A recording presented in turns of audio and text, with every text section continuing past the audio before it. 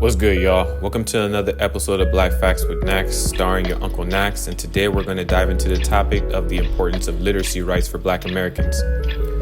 The legislation enacted by the South Carolina House of Assembly became a legal avenue and roadblock for enslaved people to learn to read or write. White enslavers also enforced illiteracy to ensure that enslaved people couldn't form their own interpretations of biblical texts due to many whites using the idea of Christianity to enslave people as justification for their enslavement. Enslavers were required to listen to church sermons that interpreted scripture that God intended for Africans to be slaves, and obedience was the only gateway to heaven.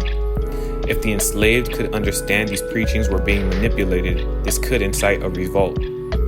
Enslavers feared that literacy would allow enslaved people to recognize words, written clues, and directions that could help them develop plans of escape.